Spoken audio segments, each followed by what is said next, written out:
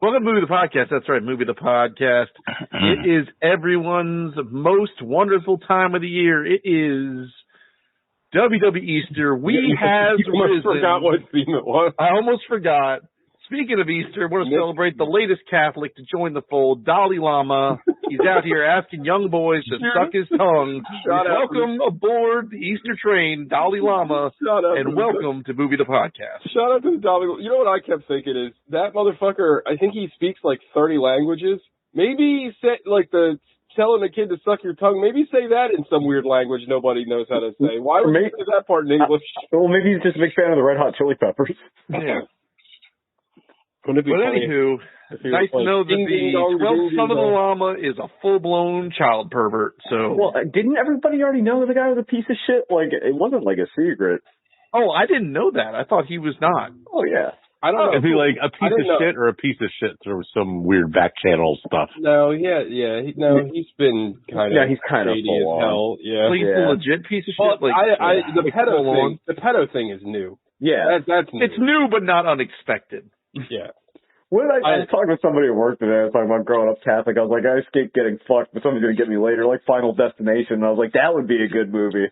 Wow. Speaking of good movies. You get saved from a priest, but you just keep getting, just almost molested for the rest of the movie. Yeah, nature's trying to right itself by fucking you as an adult. It's like the video game Clock Tower, except instead of a maniac with a big fucking scissor, it's a priest with a big dick. I got it. Hello, you. All right, what did you all watch this week? I know Sleepers, the video game. Ooh, God. Sleepers. No, but LJN would make it. It would be a weird like Sleepers now for the Super Nintendo system. All right. Made it for Lynx. What did you all watch this week? God. All right. I got a list of things. One of them is tabled because we all watched Creed 3. Yeah. I watched Maximum Conviction even though I missed the show. Oh, what were your thoughts? How'd you feel about that? I hated it. It was really, really bad. Hated it. It's so bad, and it's just like the wildest shit is like so dominant. Like, why were they in that roll-off dumpster? Like, why did they try and convince Steve Seagal to take the money, and he said, fuck you, I don't take the money. Then in the end, he takes the money, he starts like a cancer ward at like a children's hospital, and then gives the rest to like go into like Monte Carlo. That movie sucked shit. I'm giving it a 0. It's my first 0 of the year. If it just had one titty, it could have gotten a 1. You got nothing. So thank you, Maximum Conviction. I think this might be the first movie in history where I had the highest score and everybody else was bad. What did you give it? I gave it a 1 for having Michael Pare in it. Okay, so it was zeros across the board, I think. Okay. So that was that. Get some product knowledge, Gogs. Yep. Next up, I watched Dune. The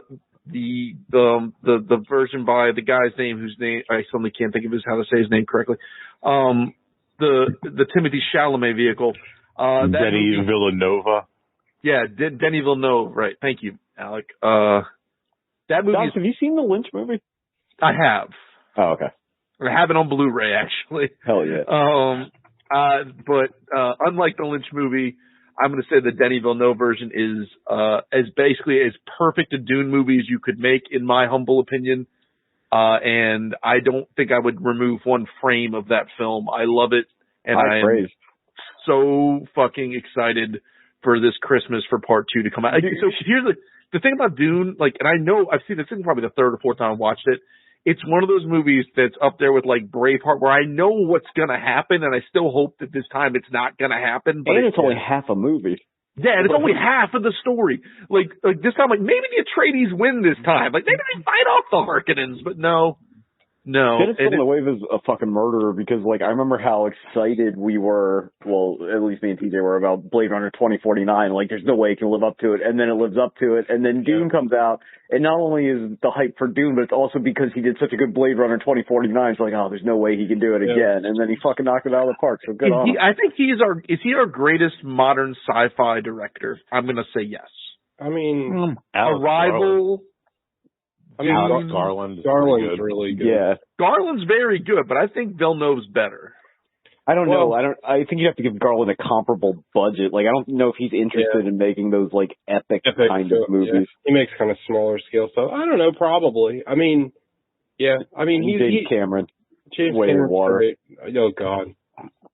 Fun fact about Blade Runner 2049, same year as Event Horizon. Next up. The year it takes. I was like, wait a minute, what? Yeah. I watched Into the Spider-Verse again with my kids. That movie is marvelous. I cannot wait for that sequel. Oh my God. Like, that shit, that movie's just so, Dude, that movie's just so wonderful. I was sitting in a fucking Mexican restaurant with my girlfriend and I saw the fucking Spooder Man and I was like, I gotta send it to these guys. Like, that's so fucking funny. Would you like a sandwich? Thank you, Spider-Man. Oh my God, I forgot all about that shit. They just gotta put How Do I Shot Web in the movie somehow. Oh my God, that's hilarious. That movie, yeah, but I'm very excited about that coming up. I cannot wait for that. I've watched Stargate, James Spader's Stargate. That movie's pretty good. It's a little over the top, but it was like part of that like 90s sci-fi like adventure with like a real big score. I remember I saw it in the theater. I want to say with Anthony, and we hated it. But we were kids too. Like I haven't seen that since it came out. It's got like a better Fifth Element, right? Like it's worth. Whoa! I know Fifth Element's great. Oh, we were talking about the Dalai Lama, so it makes sense that you gravitate towards more like pedo movies. Hey, well, you know what? We were doing a whole thing with Egypt back then, huh? We loved Egypt. We loved a good sandy film. Has anybody ever watched the really like they made like 3 different spin-off television shows? They were like sci-fi channel shows. Babylon 5 territory for me. The only like network sci-fi show I've watched is fucking Sequest ESV. Oh. The guy that does the voice for Kratos in the new God of War games, he was on that show. He's a very big giant man, but he has a very strange like Michael Jackson-esque like plastic surgery face. He freaks me out. I would never tell him that though, because I think he's like 6'7". Well, somebody give Stargate another look. It's fun. Kurt Russell's great in it. Love Kurt Russell and everything. James Spader, much better actor, I think, than I kind of give him credit for. He's a good time. And it's got a really bizarre commando French Stewart. Like, not that French Stewart's not wearing underwear, but like French Stewart as like a military commando, which I was like, what? They need to make Into the Spader-verse where you can fight all the It's just like Secretary and Crash. It's just Ultron and the Blacklist. His character from The Office. Yeah. Yeah. Okay, so then I watched a new 2023 film. I think Shudder original. I was telling TJ about this. It's really weird. It's called A Spoonful of Sugar. Mm-hmm.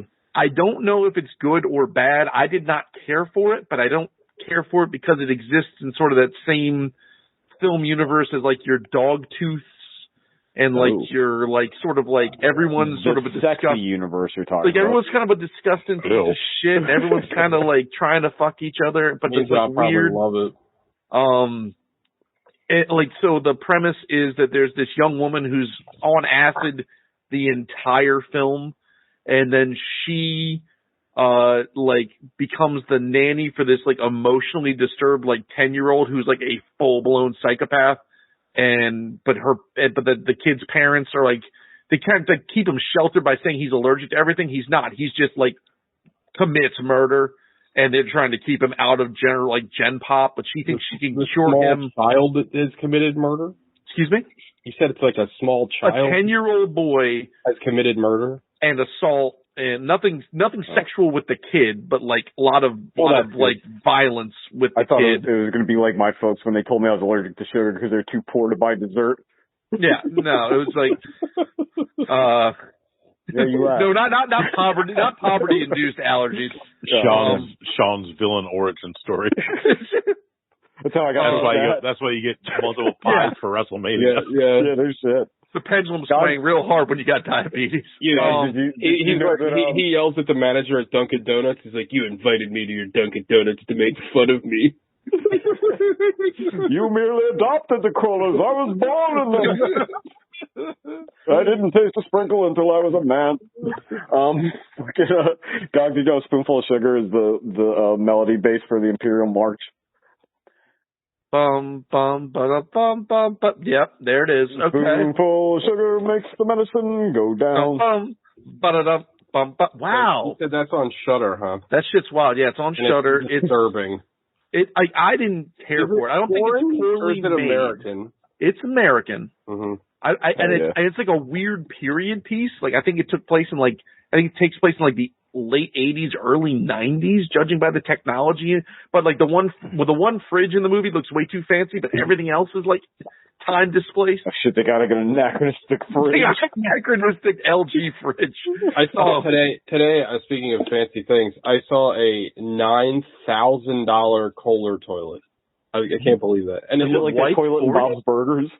It looked like a toilet in an airport too, or an airplane. It's like a square. It was terrible anyway. Literally $9,000 for this toilet.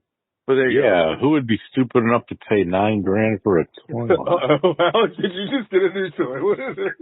No, but it's definitely like, since we got a bidet, getting one of those fancy Japanese toilets is like in my dream house. Okay, but $9,000? It recommends going to America. You can get a lot of toilets for $500. I'm just saying. Can I get a verdict on the bidet? How's that? Because that sounds awesome. Those rock. It is fucking. It's only like $100, like a hat on. I've heard nothing but good things. It's fantastic. It's the best. I got a $20 one I bought at Walmart. Yeah, it's great. I've just been using a garden hose. So that works too. No, I hook up one of those sprinklers. Yeah. Oh my god. I wait till it gets to me. I got off. That's the only time you can shit is when the sprinkler turns on. Well, it's like what is it, Pavlov's dog? Like when you hear those sprinklers, you're like, man, I gotta poop. Pavlov's log. So nice. Anyway, not with TJ. It ain't no log. No, it's pretty loose. I haven't had a solid poop since the Clinton administration. It just comes out like zoodles. Oh, it's disgusting. It's like you dump it. It's like a Play-Doh pasta factory if you dumped a bunch of water in the Play-Doh. Oh. Well, you gotta make it last longer. And then the last thing I watched was what I think we all watched, which was Adonis Creed's third film. Okay.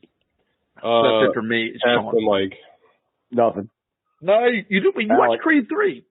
No, we talked about it last week. Oh, fuck me. But I'm still happy to talk about it. Oh, I thought we were all... Can I talk about Creed 3 then? No, because me and Alex... Me and TJ's still got to talk about it. Shit. We'll save that for the end. Okay. Yeah. I watched 3 things. I finished the movie from last week. I finished Star Trek Beyond, and that movie is just tremendous. Like, everybody's so good in it. Yep. And love it. It makes me sad that Anton Yelchin is dead. That poor guy. Yeah. Our girl, Sophia Boutella, she's the alien in that, right? That's correct. Yeah, she's great. She's great in that. That movie gets all the characters and what they are. Like, from the show. Like, I feel like the first one did to an extent. Not quite fully, though. But, like, this one is written by Simon Pegg and some other guy, and they get it. They get who everybody is. In the franchise and killed it stone dead somehow. I know. Sucks. Yeah. I mean, they keep talking about making another one, but without Yelchin. How do you? I don't know. But, like, that movie's so fucking good, and everyone's so goddamn good in it. Like, you see all the like, there's barely any character development, like, overtly, but you know everything you need to know about every character. Because, like, the second movie didn't do shit to set up anything. The second movie sucks. The second movie was so bad. But, like, between the first one and this one, you get everything you need to know about the characters. And there's, like, tiny little nods, like, about, like, Sulu being gay.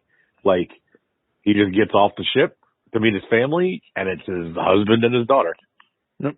Nobody says a word. Everybody's happy, and hopefully by the time we get starships, everybody will be as accepting and not a bunch of Bud Light. Romulan ale turns you queer. Bud Light throwing away idiots. Kid Rock shooting at the Enterprise. Too queer. Don't ever watch Picard because like they throw like they try to interject like current geopolitical statements and like that doesn't work in Star Trek because they're already supposed to be past all that shit. It's terrible. Yeah, it's also very ham-fisted too the way they do it. Yeah, it's really but that movie fucking slaps. And anybody who hasn't seen that trilogy, really, you can just watch the first one and the third one. And not watch the second one. Literally nothing happens in the second one. Doesn't change anything about it. It's garbage. If you knew the characters, you could really just start with the third one and watch it. That's the best of the three. I begrudgingly say it's the best of the three because I really like the first one too. I'd 100% agree with that. Yeah. But it's a little too J.J. Abrams-y and not enough like.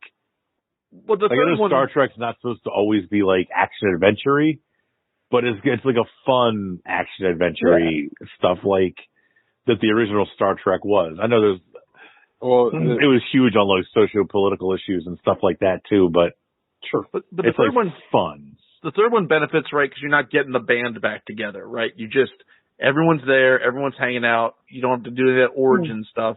You have to explore them being shipmates. Yeah, you get right into it because like the first one, like the first half of the movie is that, which is still fun. And I thought it was great the way they did it, and I loved it all. But I thought it was cool how they reincorporated sabotage, and like, this actually is kind of funny the way they did it. And how they what's the other song? It's not "Fuck the Police." It's an Ice Cube song. Yeah. It's an Ice Cube song. I forget what song it is. But when Jayla's talking about her music, like, don't mess up my music, Montgomery Scotty. What's Straight Outta Compton, was it? It might have been Straight Outta Compton. Yeah. But it's like fucking great. And then they call it classical music. Right. Well, classical music? I do believe it is. But yeah, this movie fucking rocks. Like, I can't say enough good things about Beyond. I remember being excited for it, but not having high hopes just because it seemed like it was like a trudge to get there to it. Right. But I'm glad I was wrong. Second thing. Oh, sorry. Go ahead, Sean. I know. I was going to say, Chris Pine did a really good job in that of kind of like toning down Kirk a little bit. Like, it was like too much in the second movie. Well, he grew up in the third movie. Like, he was like, he saw the consequences of his actions, and he's really good at, I cannot think of the gentleman who plays Spock's name. Zachary Quinto. And then, our boy Carl Urban as Bones is just the best. Yeah. Simon Pegg is Scotty, like, it's fucking perfect. Uhura, what's her name? Zoe Saldana. Yeah, Zoe Saldana, who is a member of, like, three of the four biggest franchises of all time. Good Lord, you're right. Like, she making that bank. And I love the very last shot where they're all watching the Enterprise get rebuilt, and they do, like, the sped up version. You see all the parts coming together and it gets rebuilt and set into space. Is really cool. The next thing I watched. I'm sorry, real quick. Am I the only one? This is embarrassing, but like when you see like the new hot black actress, do you immediately go to her Wikipedia to see if she's married to like a white or a lighter guy and be like, oh, well, maybe I have a chance? No. I would say you are the only one. I don't do that. I don't look it up, but when I happen to notice it, I'm like, oh, okay. Like Zazie Beetz' boyfriend is like a white nerd, and I'm like, okay. Oh. When they break up, I'm a white nerd. There you go. Yeah, you just got to get into the business and. Yeah. I mean, you're kind of getting a foot halfway in the door. That's right. Yeah. I'm drawing pictures for movies. Yeah. Yeah, who knows? Oh, man, her boyfriend looks like, looks like Nate. Like, Nate could be, like, married to Zazie. Damn. You're gonna throw Nate out there like that? Nate, this guy's not a bad-looking dude. Come on. Now, it's very happily married Nate. You can go for Zazie Beetz if you want. Who's, like, half his age. Aim high, Nate. The second thing I watched, we just watched Napoleon Dynamite. Hell yeah. That movie fucking rocks. I love that movie. That movie's so goddamn good. And I'm not really big on Jared Hess. Yeah. He's hit or miss. The hits, he's like, Gentleman Broncos is so fucking funny, though. I love I don't care for Gentleman Broncos really? at all. I love it. Like, I love this. I think Nacho Libre is good. It's not, like, my favorite. I think it's fun, yeah. What was the one? I like Don Verdeen. Is that the religious one? Yeah, where Sam Rockwell is like a religious relic hunter. Yeah. Or he calls himself like a biblical archaeologist. I gotta watch Gentlemen Broncos again because I remember like God, I love overtly hating that movie. It's fucking weird as shit. I The mean, thing that still gets me about Napoleon Dynamite, it's such a crossover movie. Like weirdos like it, normos like it, like everybody. Yeah, it. It was like the indie darling of that year. Like everybody loved that. It hit movie. at the right time, and there wasn't anything else. Like there was nothing like that at the time, and it was like chock full of catchphrases. So we were like, like this is easy to like for people to snuggle up against and enjoy. But the minute he pulls off that fucking phone cord and it's like 9 miles long, I'm like, okay, I'm in. They got me in this movie. Like I haven't seen that movie probably since like it came out, and like as soon as it started, like I remembered every line almost. Yeah, because like every line in that fucking movie is quotable. It's also epically memeable. Like there's so many things from that. You can just like throwing shit over the mountains and all. Like you can just bring Uncle Rico up anytime. All football season is Uncle Rico time. I'm glad that you mentioned that scene because I watched a clip of it and there's something I don't think I ever noticed in the Uncle Rico scene. You know, he's talking about how, you know, he used to be a great football player and if he just got so like I never realized that he wasn't even the starting quarterback on the high school team. Because he's like, if coach put me in. So it's super sad. Sitting on the bench. Like, he didn't even play. Like, that's pretty funny. I for some reason, I thought he was, like, playing.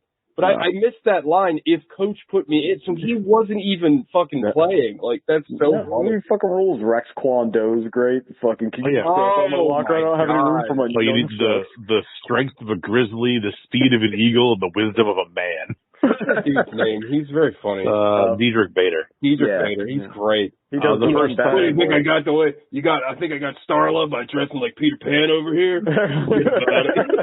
First time you meet, I think her name is Debbie? Yes. Yeah. The first time you meet her, she's selling like the dream catchers or whatever. Yeah. She's like, I'm trying to raise money to go to college. And kicks in the background, like, your mom goes to college. I say that. She just runs away crying.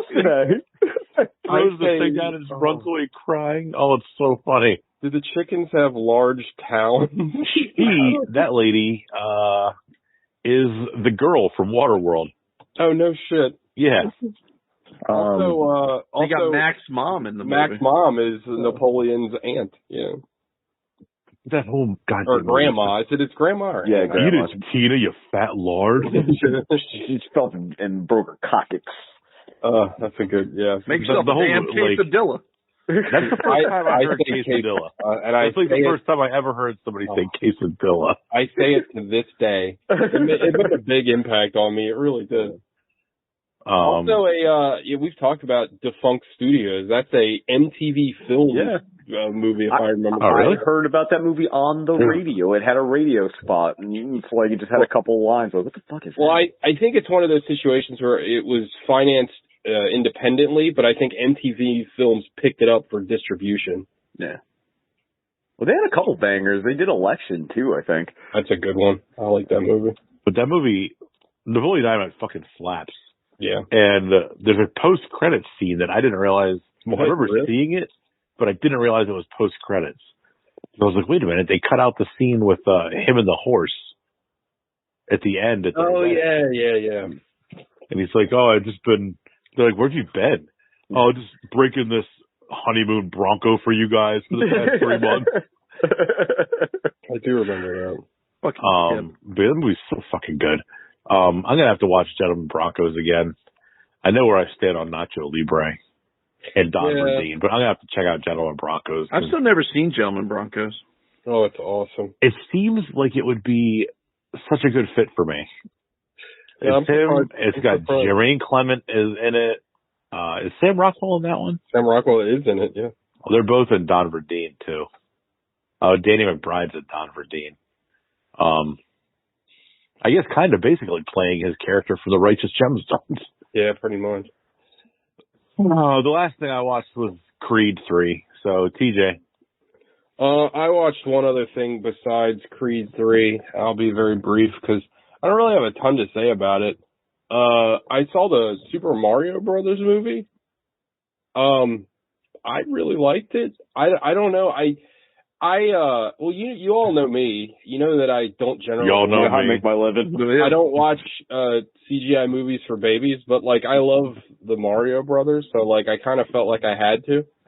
And it's fun. Like the animation's good. The storyline isn't there, but it's a movie for babies. Like I don't know. Like I thought it looked fun. It incorporated all the characters that I wanted to see. Like it's fast. I heard Jack Black's really good. Jack Black really is great. He's the best part of the movie. He has like a song. It's like legitimately funny when like they just cut to this scene of Bowser at a piano, and it's fun. Like it's really funny. Like you know, there's a lot of jokes in there that just don't like land. the scene from fucking Under the Silver Lake. It's fucking weird. It really is weird, and it's like they shoot it like a video, like a old music video, because he's playing a song to Peach, because one of the plots is he gets the superstar because he wants to marry Peach, which to its credit is kind of a video game plot from those games. Again, it's a plot of Odyssey. It's ridiculous to like critique like this movie like a normal movie, because it's like, well, did you ever play the game? The games don't even have a fucking storyline. Like, what do you? I will say one of the things I do love about what we do and watching movies and watching the Discord is about movies when they come out. It's like critics were like super hard on this movie, and then you read the like reviews. And, like, they're talking about this movie like it's fucking Come and See or something. And it's like, well, it didn't. Like, the emotional beats didn't connect with me. And, like, the character motivations weren't there. It's like, this is a movie for babies. Like, what is it's a cash grab movie about a video game. But like, to your point, like, if you look at the plot of any Mario game, there is no plot. It is get to the right of the screen, kill lizard, repeat. Even the more modern ones barely have a story. Like, I don't know. Odyssey has a plot that is ludicrous. It's a ton of fun. The best the Mario games with the best plots are the RPGs and Luigi's Mansion. Those are the best ones. Lots of Luigi. What's the one with his hat? That's your like Mario hat. Really? You can become a Tyrannosaurus Rex. That hat is terrifying because it transmits Mario's soul into whatever it lands on. Yeah.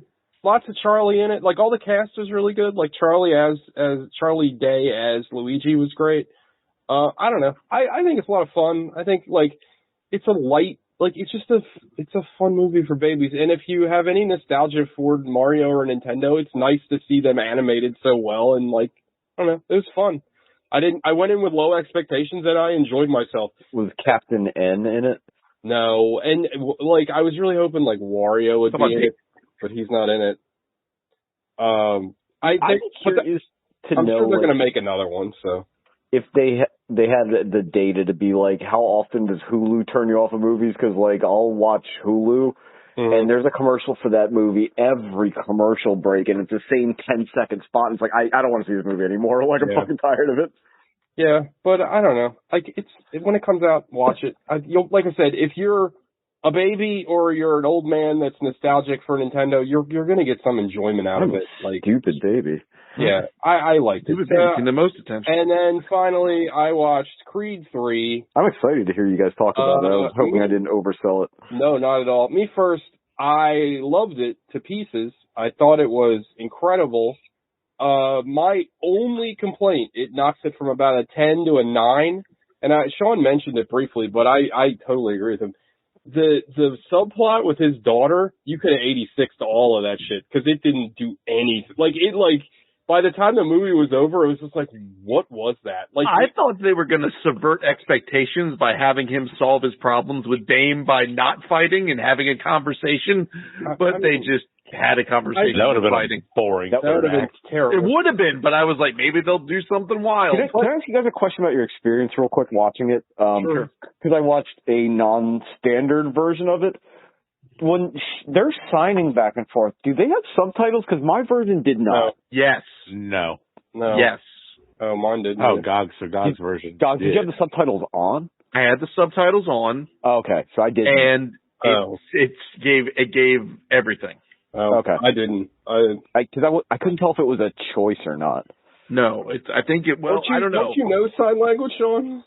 Like, not A enough little to, bit? like, a little bit, but Yeah. not enough to, like, full on conversation. I got the gist of it. I mean, based on context, I could figure out what was going on. I thought that's what they were doing. That's what I thought too. Yeah, but that's interesting. Now that is interesting. So I didn't think that her part was unnecessary, but it was not. It doesn't kind of go anywhere. It doesn't go anywhere. It might go a little better if you read what she's saying. Maybe, I don't know. I mean, maybe, but like it doesn't come back till like the very last minute, and like there's no like it feels like that there's a secondary part of that plot that got cut. Yeah, and I feel like the movie's already kind of long. You could have cut that out, and it would have made the movie flow a little better, just in my opinion. But overall, maybe they had to cut that for time to show more of Jonathan Major's tremendous traps. Jesus Christ. Dude, this is like the best training montage of any Rocky movie. I'm going to throw it out there. So more about this later, because in the movie we watched, or the show, I kept thinking about this, but there is no way that Jonathan Majors and fucking Michael B. Jordan are in the same weight class. Michael B. Jordan Michael B. Jordan looked big. This is the biggest he's looked in any of those Creed though, movies. like it's a pretty wide range. Like I don't even know if they have a super heavyweight boxing championship anymore. But I love the movie though. I agree with Sean. I think it probably is the best one. It felt like the most its own thing. I really enjoyed it. I thought the boxing scenes are great. I actually thought that the storyline was really well done. I thought they did a great job with the characters, like, cause I thought that I was a little worried with Jonathan Major's character. I'm not going to spoil the movie for those that haven't seen it, but he kind of has like a heel turn, and I thought they were kind of going to make his character kind of flat and one-dimensional, but they really don't. And by the end of the movie, it's like, you really you understand his motivations the whole time, but I felt like the way that they ended it was really perfect. Like, I really really enjoyed the movie, and I hope they keep making more, honestly. You could keep going, because I feel like, I don't know. How good was the first take scene where he's just like, well, we're live now, homie. This is how we're dealing with it. And it's like, yeah, you ready? Run it. And he just hangs up the phone. I'm like, this is fucking awesome. Yeah, he hung up on Stephen A. Smith in person. I was asking Alec, because I don't know a whole lot about boxing, but like, Sean, you know a lot about boxing. Is it a unspoken rule that you don't just wail on somebody's arm? Because like I've never seen that before in a fight, and it makes a lot of sense. Like it's not illegal. It's like those teep kicks that John Jones does. Those like front kicks to the knees. They're not illegal, but it's like not really like right. It's frowned upon. Yeah. Because I've never seen that, and then I was like, "What? That does like you would just immobilize the other, like you know what I mean, or just dead arm them, right?" It was brutal though, and I loved it. Like I thought again, it was great. I mean, it's honestly hard to rank them because I like all three of them so much. But if I had to, I would say that 3 is probably the best one. But I loved all of them, and I thought this was great. I don't know if it's 3 or 1. Yeah. 2's great. I love 2, but it's not the best. It was also fun to see Drago back in this for a little bit. Yeah, I kind of like that whole like begrudging respect, like it's all business, we're trying to help each other out thing. Well, that's like a staple in the Rocky movies too. They always seem to bring back the guys. Like, but they also seem to like shine up, like because that was a big deal, especially in like Rocky 2 and the original Rocky 2. I forget about Rocky 3, but like Apollo Creed was a businessman. Like he had, and it was that was the whole point of the fight. The original but like fight. watching Adonis grow into being like the bigger picture businessman was cool. Well, you've seen it with like Oscar De La Hoya, like these guys becoming promoters really young. Floyd Mayweather, like Well, how good was it where he's like, I can't just fucking throw you in a title fight. He's like, why not? Isn't that what happened to you? Yeah, that was great. I love that. I love that whole exchange because, I don't know, Michael B. Jordan played it so well because he carried so much guilt with him. And it was done so well because it was mostly just how he wore it on his face. Like, it wasn't really overstated and there's no like big long like diatribe, like dialogue about it. I thought it was really, really well done. The whole movie's well done. The final boxing scene. Oh, so good. The montage kind of prison fight was like incredible. Yeah, I was curious about all your guys' take on the last fight because I was like, this is going to be the part where people might kind of lose it a little bit because it gets so fucking like expressionistic for parts of it, but I really liked it. It still had really good boxing sequences in it. Like some of the fastest hand movements, like shit was like wild. And watching him like slip punches and stuff, and I don't know a ton about boxing either, but like Jonathan Majors, I think he was trying to play like Tyson would do the same defense, right? The shell defense. It's called the Philly shell. Probably the most like famous person to do it, like of our era, is Bernard Hopkins. Okay. Yeah. But I thought that was really cool, and I thought it was kind of like it took you out of like these guys are not hearing the crowd. This is them putting, it's the heavy-handed whatever, but like they're just leaving it all out there. It's just those two right there. They're not worried about what else is going on. I also love that it was a clever way to have a passage of time because, the fight starts out and it's like normal, like it looks normal and then this crazy like artsy thing happens. But then when it's over, the artsy part ends, it's the last round of the fight. I was like, well, that's super clever because, I mean, inevitably in all these movies, they have to do some sort of variation of a montage to show the beginning of the fight to the end of, to the middle to the end of the fight. Yeah. And how many times can you just do the round cards passing? You know what I mean? Exactly. I thought it was very clever. And also, you mentioned it last week too, Sean, but it was cool just to hear more Ranello's voice. I thought that was fun. I was hoping he would say, "Mamma mia." Alec brought up Analog, but he's like, Felicia Rashad didn't have to go so hard. One of the best choices they made was replacing the original Ms. Creed with her, so it's like a heavier part. She was great. When she was absolutely great. Spoilers for Creed, Creed 3, but when she's about to go and she's like talking to Adonis, and then breaks her heart. He's like, no, you're good, and then she's not even talking to him; she's talking to Apollo. Yeah, the whole time, like I wept. It broke me the fuck up. It's crazy how just growing his mustache out a little bit makes him look so much more like Carl Weathers than he would normally. True. Not that they look a lot alike to begin with, but that mustache carries a lot of weight. Yeah. And Tessa Thompson's really good at it. Yeah, she's great. I mean, she's great in everything. She's a fantastic actress. Yeah, the scenes with her and Majors are really good. Yeah, those scenes, and then the scenes with her and Donnie towards the end, where she's begging him to get therapy, begging him to like talk to somebody and get help, and finally she sees what's happening. She's like, you know what? Go handle your shit, and then come back, and then we're gonna figure it out. That's a really smart choice too, because if they just made her like Adrian ceases to be like a character after like the second Rocky movie and just becomes this thing that screeches at him about how he can't fight anymore. But yeah, the nice, I mean, to the cactus, the whole bit about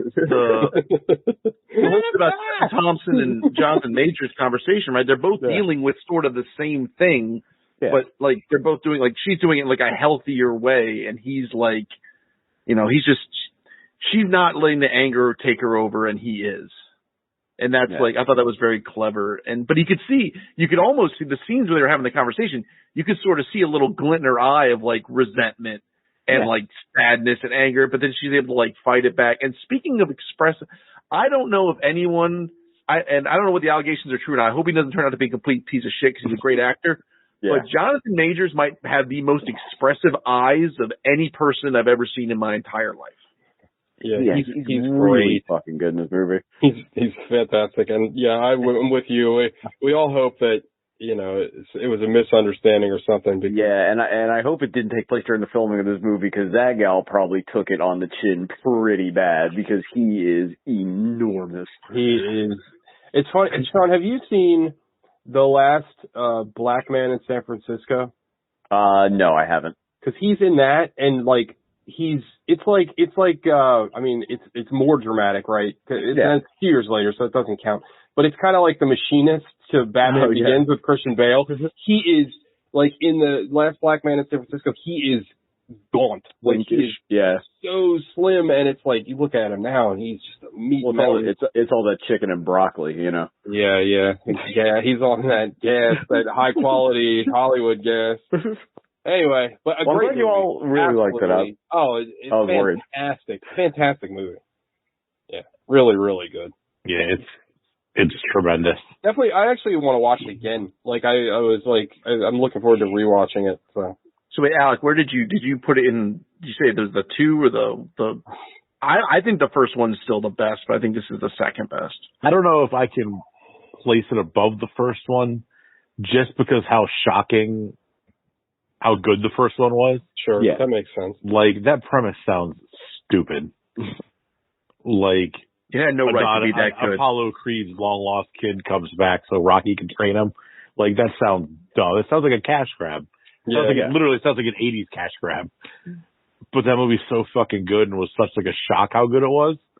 I don't know if I can put this one above it, but it's at least equal to it.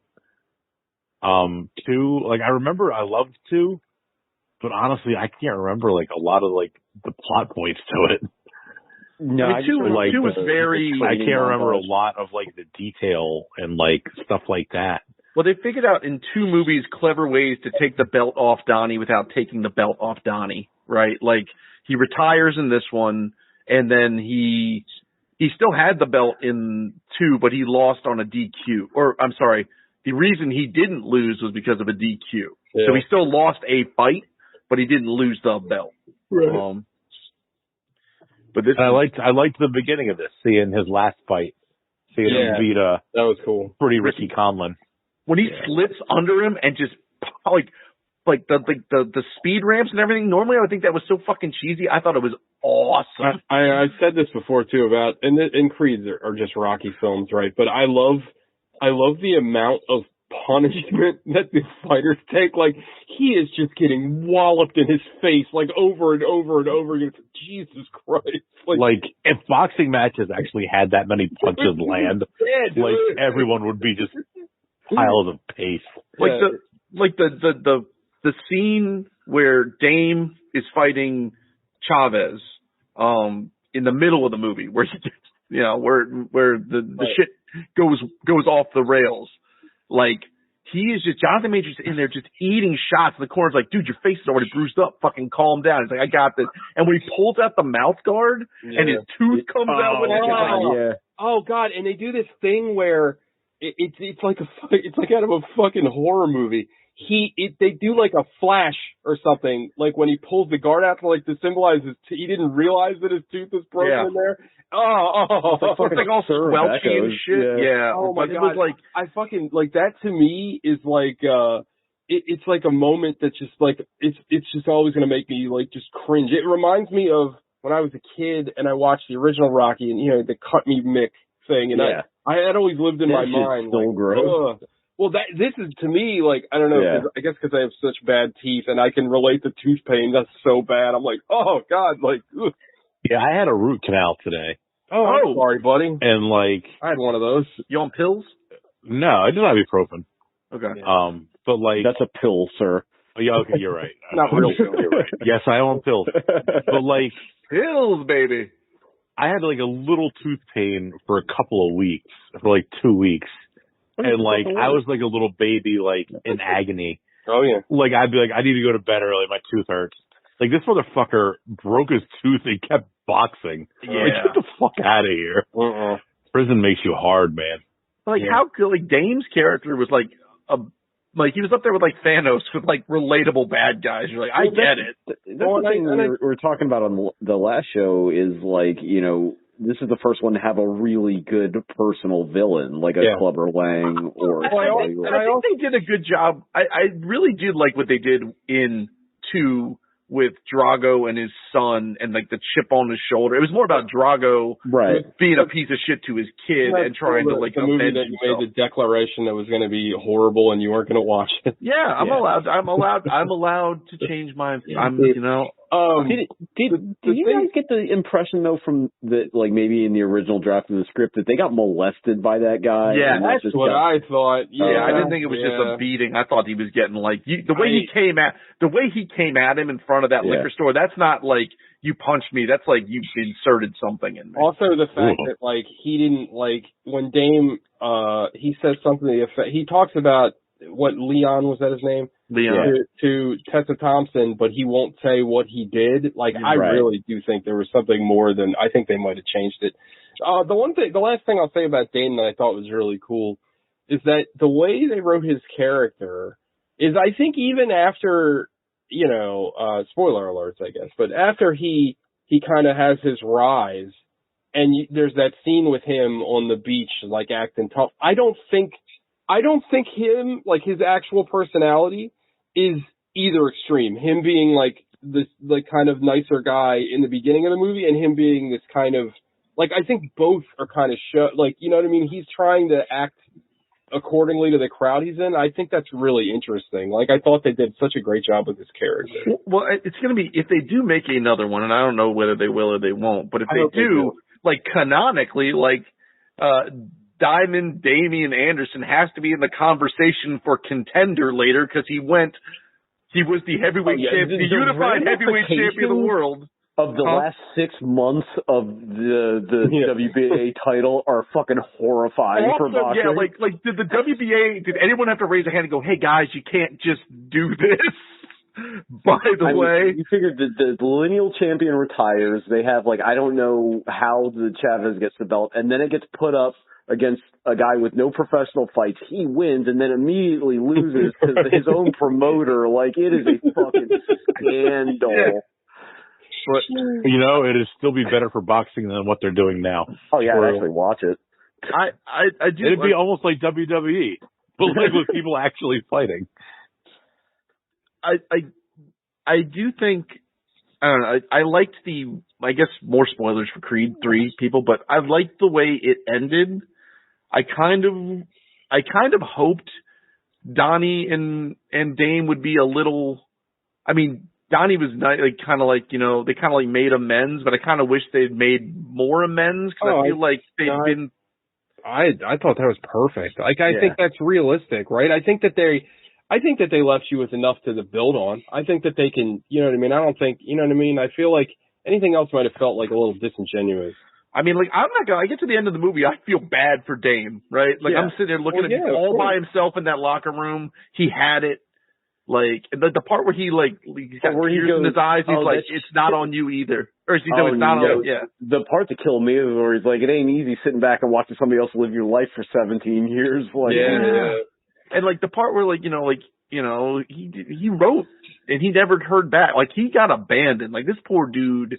Do you think he wrote his own last name correctly on the envelopes when he sent them to him? Because this will be important in the movie we're discussing later. All right. Yeah. We should probably get into that movie because we've already talked about it.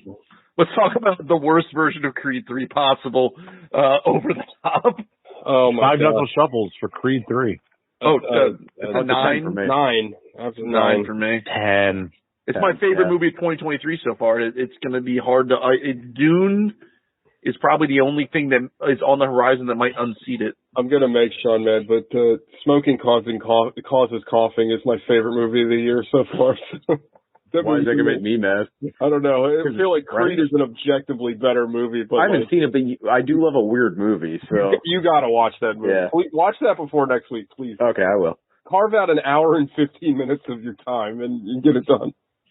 It's awesome. No, I'm too busy watching the psychological ramifications of Chrono Trigger, a game I've never actually played on YouTube.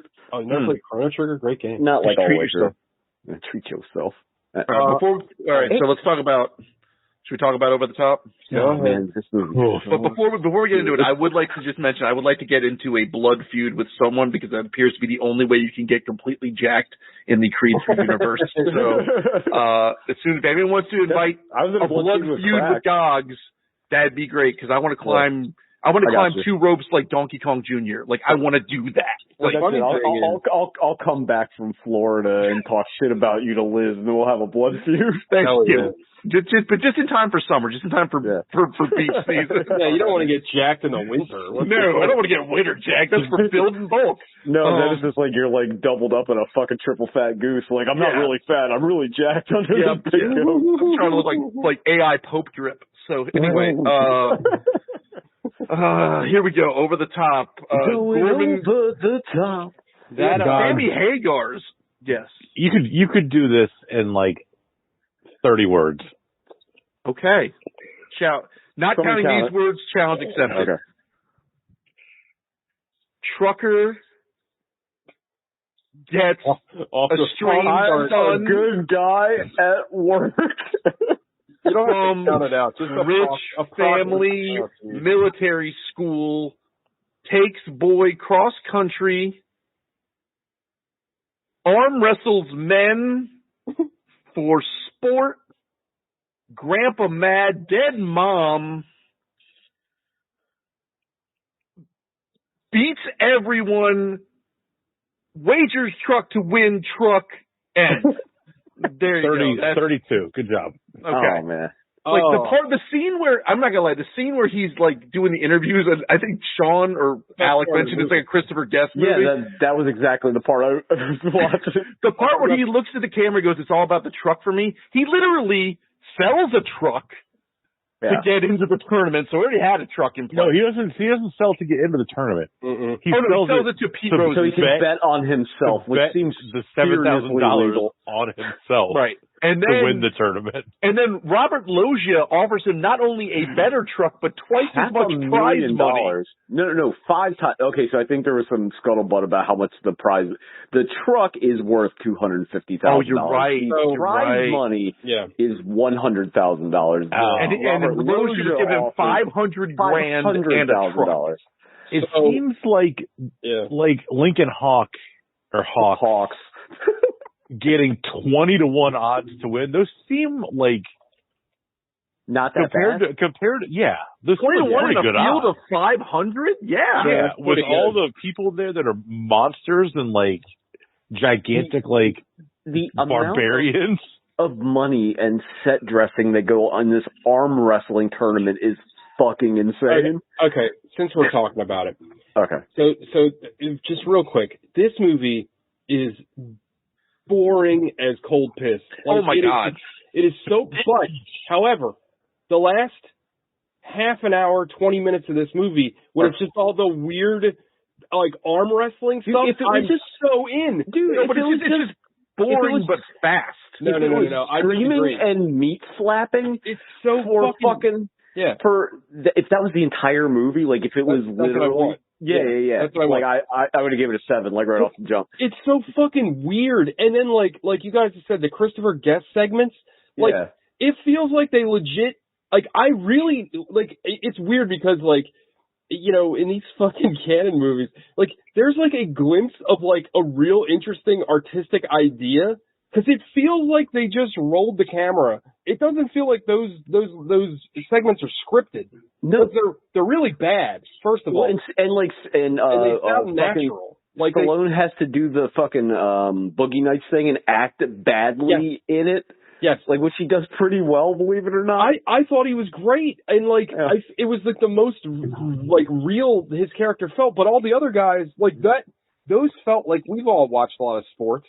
Those felt like real, the Ocho, you know what I mean? It was They're interviewing the fucking, the Tough Man contest. Or not Tough Man, World's Strongest Man. I loved it. It made me want to watch a real arm wrestling documentary, which I almost did. When they cut to the one guy who's just like the ginger nerd with the glasses that has the biggest biceps in human history, just I'm like, who drinks gasoline before? No, that was a different guy. And that was oil. So wait, can we? I do have some questions about Robert. I have a lot of questions. I have questions about Robert Loggia's motivations. A couple of things. Because I didn't know if I just didn't, and I was completely stone cold sober the entire time. But no, so Mikey Hawks or whatever his name is. His name is like Cutler or something. He has the same last name as Robert Loggia. He steals a badass Toyota from from the compound, which has recently been smashed wide open by the Hawkmobile. Tactical, like it's like an African warlord truck. Exactly. It's like it's going straight to Al Qaeda, and then that kid drives all the way to Las Vegas. He takes it. No, he drives to the airport. It to the airport. Presumably, he either has the money or he didn't board the family's private jet because that's what the goons. That's what Terry Funk got on. Yeah. Right. Hilarious. So he manages to abscond to Vegas. It was, and find his way to the Hilton. It was the old Transamerica. Yeah. I was going to make a trans joke about it, but it felt in poor taste. Terry Funk and his other Bloodlight Air. Mike Holmgren, whoever the fuck that guy is. There's also another, like, there's so many moments in this movie where you're like, what the No, hold up. Stop. So they go to Vegas. The goons go to Vegas. Robert Loggia shows up in Vegas, has time to rent the presidential suite and get an entire ass truck there to tempt Lincoln Hawk with. And then when it all goes to piss and Mikey finally shows up at the fucking finals, Robert Loggia grabs him out of the crowd and doesn't just say, "Let's go, son." He goes, "We're going to leave as soon as this is over." Like, we're going to watch this happen? I actually took that as that he wanted him to see his father lose before he took him away. Oh, wow. That does make sense. I was like, they didn't know what to do. You don't need to be with this loser. I was confused because Sylvester Stallone clearly loses that one match, and like he doesn't get kicked out of the tournament. No, and like if you're gonna have double elimination, you should at least have somebody mention that 7,000 times. So I did have a question. He only beat Bull once. Yeah, I was trying to. He only beat Bull once, and that was my question. Did Bull lose earlier that I missed? It must have. Like, it's not round robin, is it? I googled it. Bull is undefeated, right? Didn't they say? Bull's undefeated. So I looked this up. I was like, how come Lincoln Hawk single elimination? No, I was like, how come Lincoln Hawk only beat him once? And someone said when he punched Lincoln in the nose, that was considered a loss. Like a DQ. Yeah. Huh. Because I was like, as soon as they took him down, I was like, when I was got to do it again, and then everybody erupts with cheers. I was like, what the fuck? I was confused. My favorite scene is when Lincoln Hawk is talking to his dying wife on the phone, and just like he's looking at the camera, and in the background is this like hilarious scene of his kid getting kidnapped by these two guys. Like, God, it's like something out of like a sitcom. It was like something you would have seen on Seinfeld. And they literally, guys used to make this joke all the time when he just saw like a father carrying his child. He'd be like, "That's the most obvious kidnapping I've ever seen." But this literally was. They literally grabbed this kid from a hospital and super ineffective. And they're like, "Oh, shut up. This doesn't look suspicious at all. What the fuck?" Gogs, I know you're not estranged from your children yet. Yes. But like, fingers crossed. Are you ever this romantic with your son? Like, this movie seems like it would work better if it was written that Mike was his wife, and then like her mother was dying or something. Because, I don't know. It's weird. It's uncomfortable. And real quick, couple more observations. One. Did they ever say why he left? All I ever heard was he had his reasons. He made a mistake. They never say. They never say.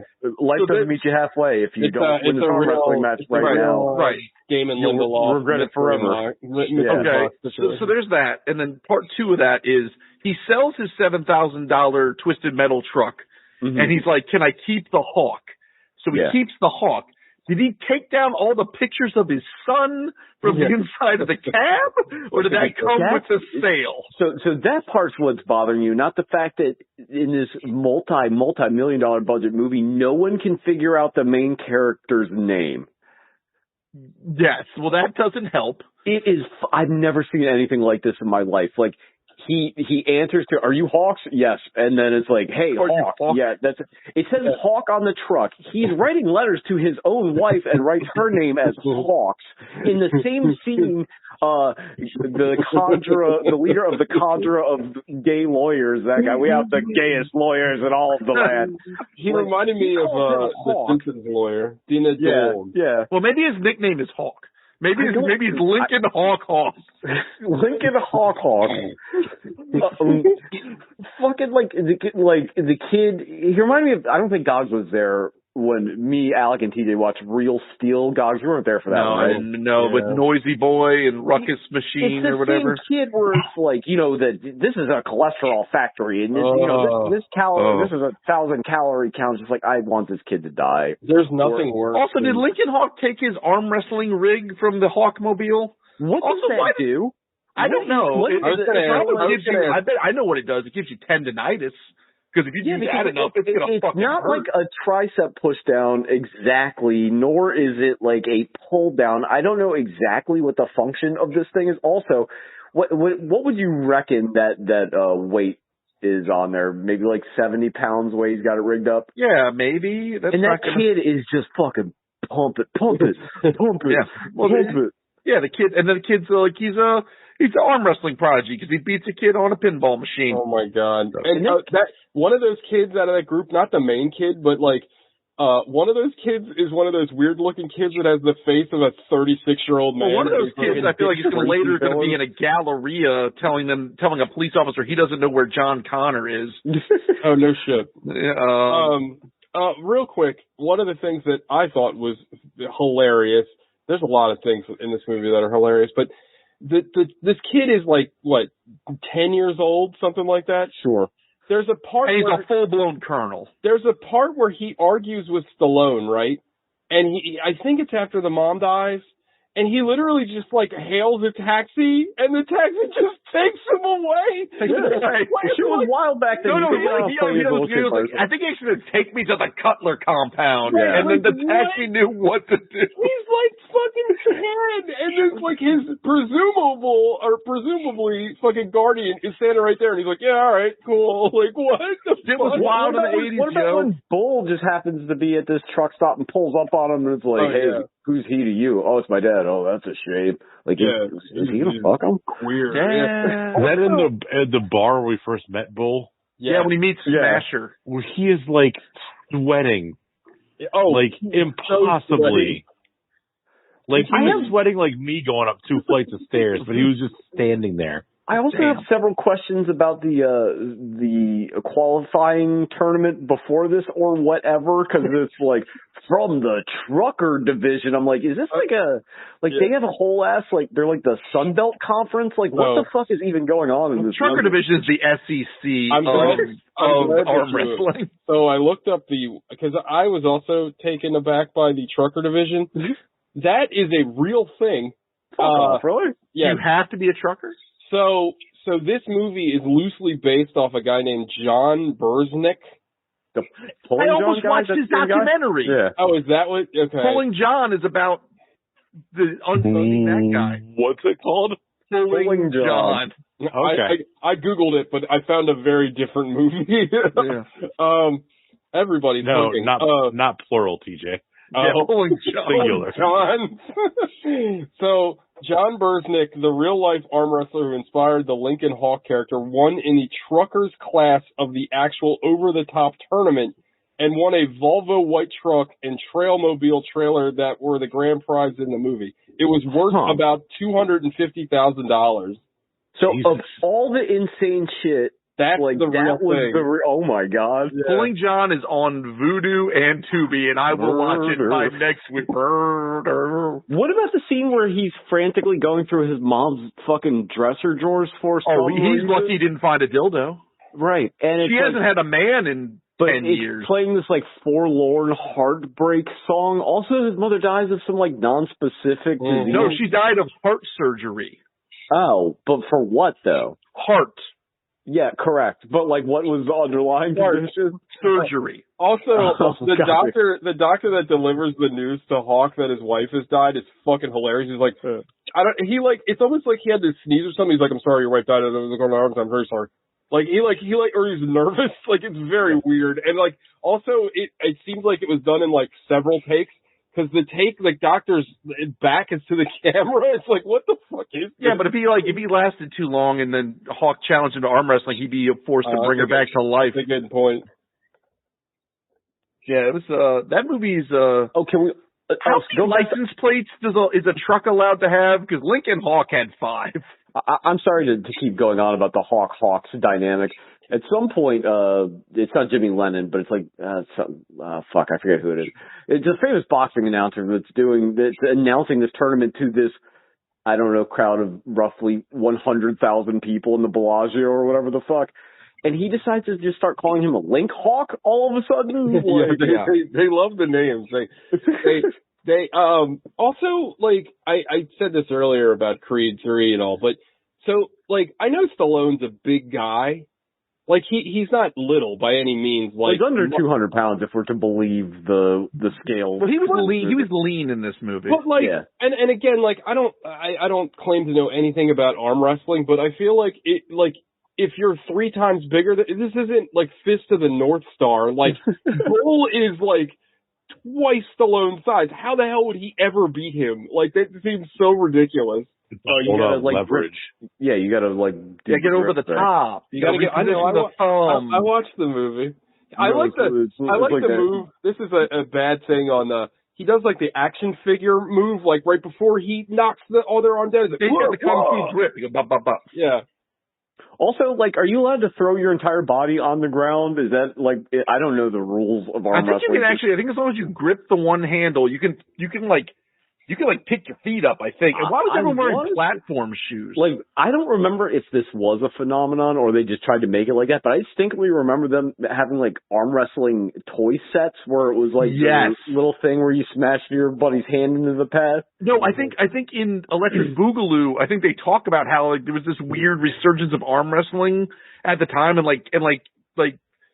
Coleco or whoever the fuck was selling those arm wrestling mats, and Menachem was like, "Oh, we should fucking make an arm wrestling movie." This was a trend chaser. Yeah. Well, I don't think this set the trend. I think this was trying to capitalize on it. So, one other thing that I want to mention before I forget about it, that I learned from the Cannon documentary, but I remembered it due to the stuff I was reading. So, Cannon gave Stallone $12 million to be in this movie. Now, the total budget of this movie was $28 million. That's including that $12 million paycheck. And worldwide gross, only $16 million. Yeah. So they had to buy a lot of trucks. Very underwater. Yeah, those trucks aren't cheap. Very underwater on this. Like, they gave him $12 million. Well, I mean, the man was in Rocky. Well, I thought, we sleep in the truck tonight. A lot of the truckers do it. Well, if you can do it, I can do it. Well, also about that. Hang on. If you get tired, you can use my shoulder. Oh, God. Oh, that was so weird. Also, like, I don't know any truckers, but, like, don't they usually have, like, little sleeping compartments? Do they literally just sleep sitting up like that? That's why I wanted the Volvo. He got all his weights and shit back there. Yeah. Also, Stallone needed that $12 million to buy his $15,000 dog back. Also, like, I know I talked about this months ago for that movie I watched during jury duty where I said that, like, no charisma Al Pacino, or, no, it wasn't, Robert De Niro is, like, the worst. Yeah. But, like, soft-spoken Stallone is right up there of, like, oh, God. I know, like Rambo gets soft-spoken. Dude, he delivers every, like, cliche. People in Rambo. What are you talking about? He doesn't kill anyone in Rambo. Oh, okay. No. Okay. All right, we're going to... Point counterpoint, bitch. Check me, motherfucker. When he gives Mike, you're natural, Mike. Look at you, Mike. Look at that. Go ahead, Mike. When he gives Mike all the fatherly advice he had stored up for the last 10 years all at once outside, like, you give up now. You'll never. Like, I'm pretty sure he'll get over losing this arm wrestling match that you threw him into. Isn't it a better movie if Lincoln is dying the whole time and he's delivering him to, like, his perfectly fine mom? And this is, like, their chance to connect. How's he going to be dying and get an arm wrestling competition? Well, it'll be like he's not dying of arm wrestling. He's his dying arm's not dying. Yeah, like, his arm's fine. Like, let's just say, like, his brain's going to explode. It'll be like the arm wrestler. Right, exactly. Like, he leaves it all, like, Bull, like, he smashes Bull's arm down, but an aneurysm pops, and that's it. Oh, man. This fucking movie. Also, when I heard his name, all I could think of was the Silverhawks theme, so I wrote a version of the Silverhawks theme. Oh, please. Go ahead. Trucks of silver, arms of steel, Lincoln Hawk, partly father, partly real. Hell yeah. Lincoln Hawk. You gotta have the partly real in there. Yeah, I love partly real. Also, speaking of songs, that winner takes it all. Loser takes the fall. It's Sammy Hagar, right? Over the top. I feel like they use that in South Park or something. Like, I definitely recognize that song. Well, the head, it's like a switch, and when I turn the head around, it's like, oh, it's God. like a switch. That's my, oh my God. It was so good. That was my favorite part. That was legit. Like, if the whole movie was like that, just interviews, like, where they barely, like, know how to say anything. Oh my God. He's doing that, and everybody else is doing Stephen Baldwin and the usual suspects, and like, give me that key, he's a cocksucker, motherfucker. I love the bull guy, because he's like, I want to hurt him. I want to cripple him. Like, Jesus Christ. It reminded me of the fucking Manzigs. Oh man, you're gonna die. Oh, I was thinking of he's a good man. I got nothing against him, but I'm gonna make orphans of his children. I believe they have a mother, champ. Yes, I understand that, but I imagine she would also die of grief. This soundtrack had Sammy Hagar, Kenny Loggins, Asia. Hell, they were all on this. Yeah, none of their hits though. No. None of their hits. No, you need Europe. This might be Kenny Loggins. For this budget, we need solely B tracks. That's so funny. They were they were banking on this being a huge hit. But, like, I'm with TJ. Like, I'm fucking pumped for the last, like, all the fucking grunting and screaming that happens in the last, like, 20 minutes of the movie. I was until that guy's elbow got dislocated, for real. Because there's no way they faked that. Oh, no. And I almost vomited watching that. No, they should have made it like a fucking, like a Splatterhouse movie then, to have the bones, like, actually snapping and flying. In my memory, like, I feel like I've seen this before.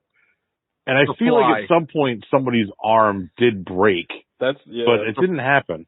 That's just the dislocations. Are you thinking, for some reason, are you getting confused, or not confused, but like conflagrated with the blood sport where the guy's shin gets broken? Yeah. Ugh. I don't think so, because I distinctly remember it being like an arm wrestling thing. Are there more arm wrestling movies? Have you seen The Fly with Jeff Goldblum? Yeah, maybe that is what I'm thinking of, because he does do that. That has a disgusting compound fracture. Also, just a lot of disgusting things in that movie. I love that movie. The fact that there's like a live crowd watching this and they're like into it. They're like, it is the biggest crowd in history. Yeah. I'm sure I've probably made this reference before, but it's like the fucking Blitzball sphere in Final Fantasy X. Like, it is so packed. Also, there's like a little, like, there's like almost like a drop line where they're like, and the women's competition, but they don't ever show like the women. No, they show the women's champion. She won $50,000. I don't remember. Yeah, they show a bunch of the women arm wrestling. You could win, might have fell asleep. Bro. This is so fucking nuts. You could win the WNBA title and you'd split $50,000 amongst the whole team. There ain't no way a women's arm wrestling championship in 1988 could win $50,000. Yeah. All right, we probably should get in a five knuckle shuffle. They should remake this movie, but do the power slap thing. Oh, that was, dude. It was on the tip of my tongue. I was gonna bring that up, like the fucking Russian thing. Where they just, and like, who's the guy who's like? Doesn't the UFC have one now? Yeah, Dana White runs. I think it already got canceled. Yeah, because it's fucking super dangerous. I love those, but man, like, there's that one guy. His name's like Fluffy Mellow or something. Like, he's got some really super soft name, but he's like built like a living barrel, and he just annihilates people. Yeah, go figure though. Getting like unprotected shots to the head are like super dangerous. Like, go figure. Who'd have thought? Yeah, well, you know, crunch all you want to make more. Did you all see Dana White this past weekend? It was him, fucking Trump, and it's just like, and Kid Rock and Mike Tyson. It's like nightmare blunt rotation. Well, they all drinking Coors Light. No. And also, I think it was, I forget which one it was. I think it was Junior, was it Santo? I can't remember. Anyway, one of them was like, oh, Donald Trump, the best president ever. It's like, oh, God, shut the fuck up. Mm. It's like that Incredibles meme where it's like, just shut the fuck up. Anyway, five knuckle shuffle.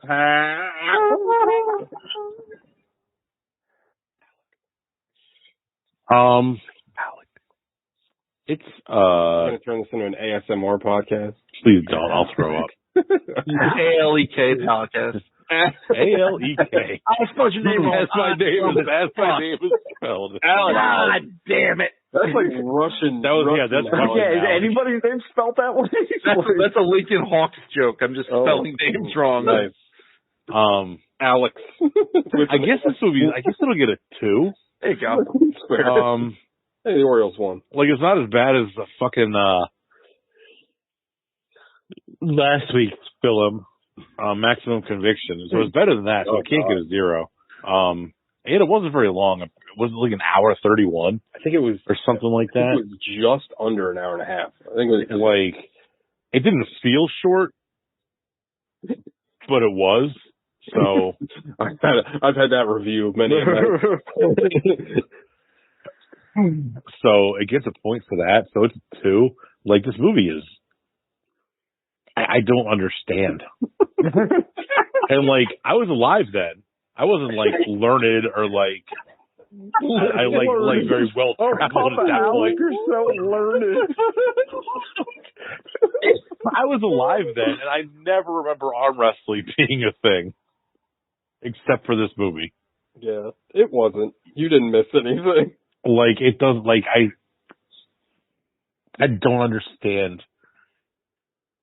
who would have greenlit this movie. Watch Electric Boogaloo. I mean, yeah, same guys, right? Goran and Lovis or whatever. Yeah. But man, this movie is something else. And Robert Loggia's, this is what, 1986, 87? Like, he didn't change his look for like 30 years. He looked like he was 70 for like 30 years. Oh yeah. He looks exactly the same as the D coordinator in Necessary Roughness.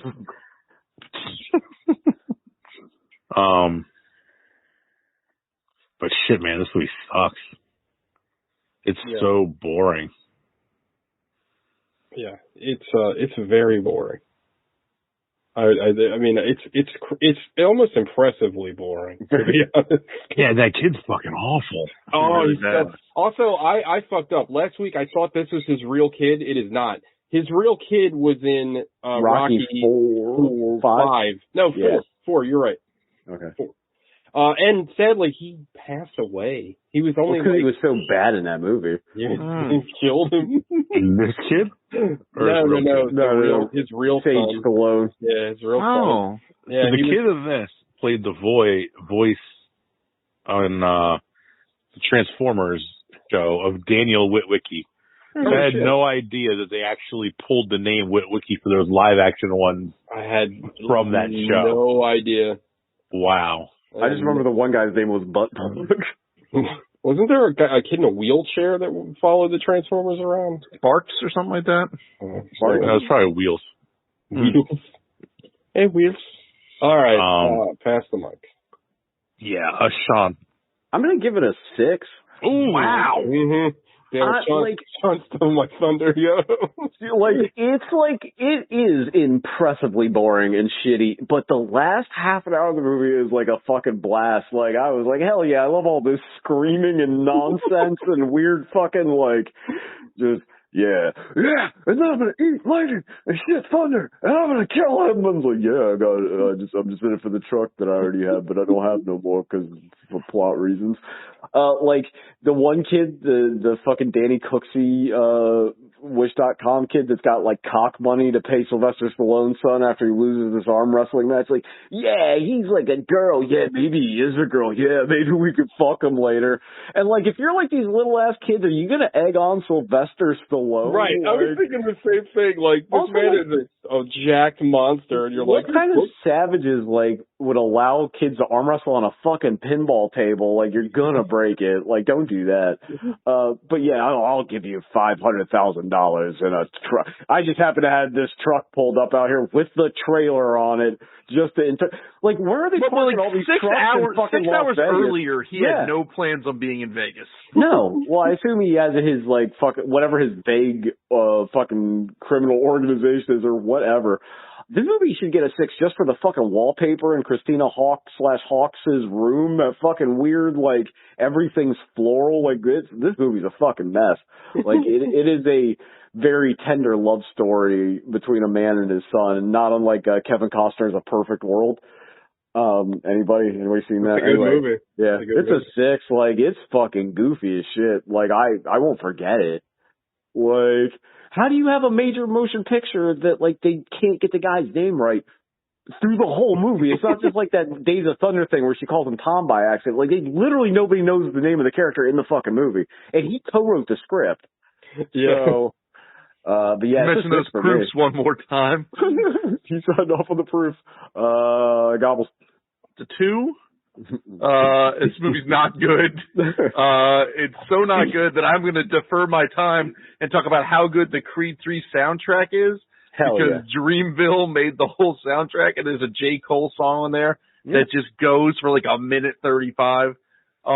This Over the Top is just it's like a fever dream, and like it's so boring in the middle and the beginning. And the end is still boring, but it's louder. In the beginning, in the middle, and the end. It's like a fever coma. Like, it just goes on. It is just like, it is,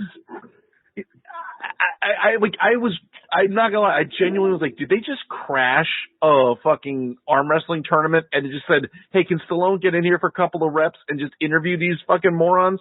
Oh, what is that weird bench press that underhand bench press he's doing on the solo flex? Like, for I don't know. Like, they're kind of like, it's like you're riding the bike on the sidelines of an NFL game. Like, you have a solo flex that you can just like kind of do. He's like doing skull crushers or something. Oh, they got that solo flex logo like 50 times. Oh, front and center. They were a good sponsor. Yeah, like, and then Robert Loggia has a family branded truck that he's after he managed to get Lincoln Hawk. Can you just sign over the custody of a kid? Like, I don't think that's how that works. No. The best is when he gets upset at the lawyer because the lawyer can't legally give him custody of the kid. He's like, find the loophole. Like, it's what? Fast. It's like we've searched we've tried nothing and we're all out of ideas.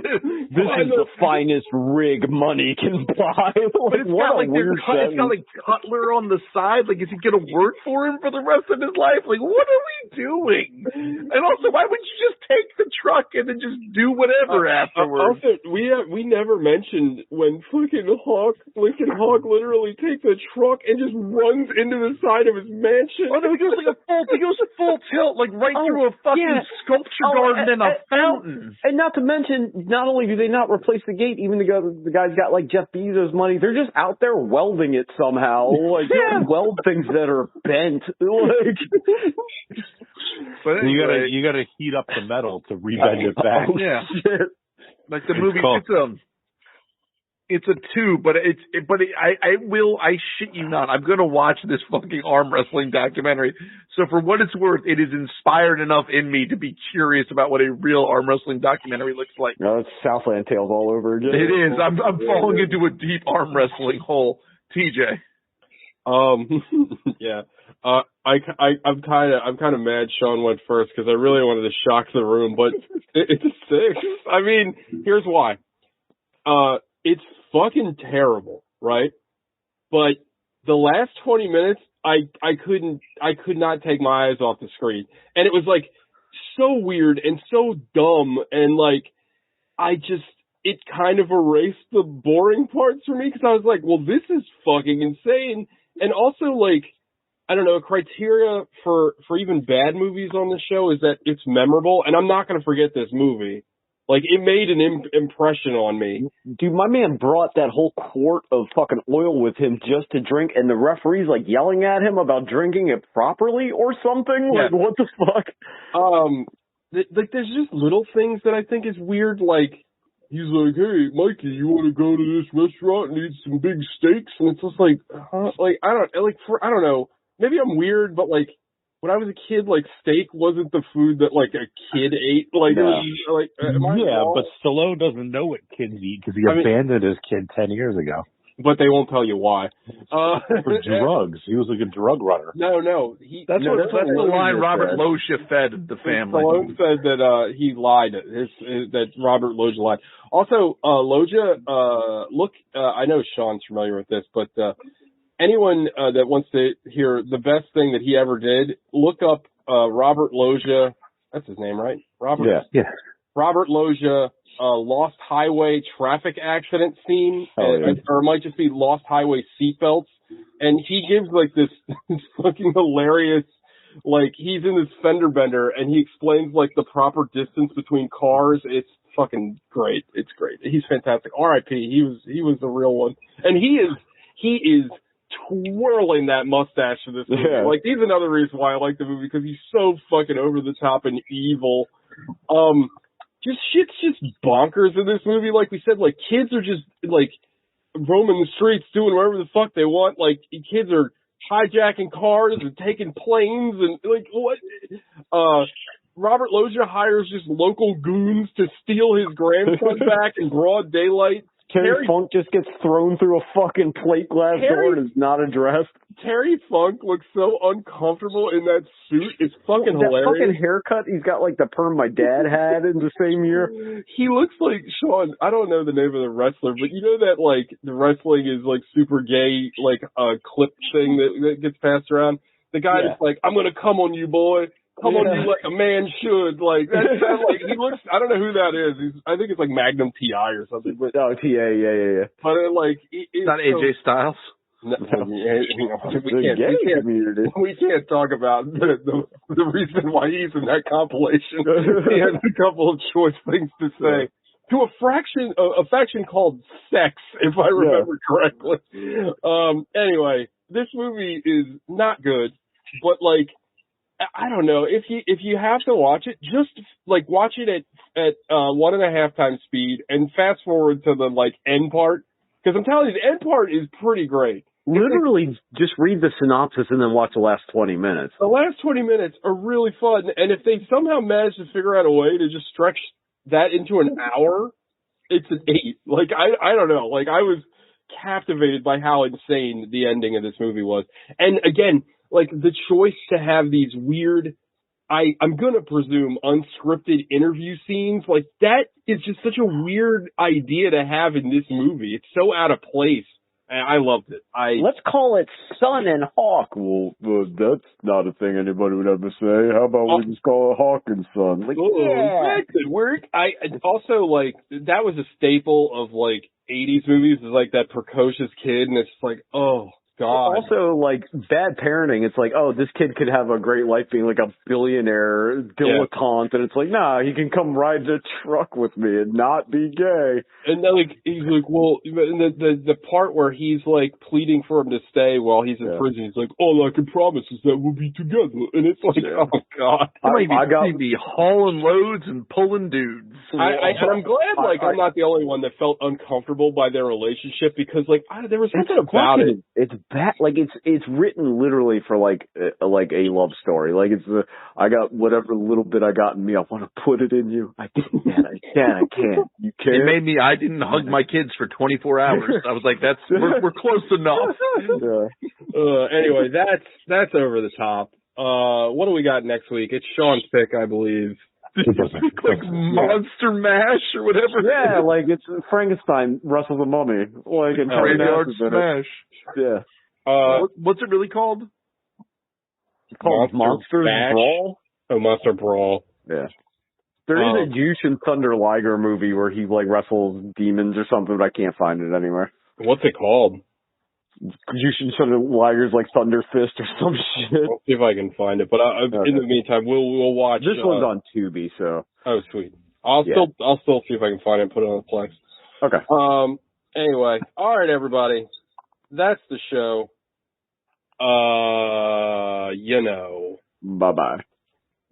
Shout out to the Dalai Lama. All right. Bye. Bye, everybody. Oh, boy.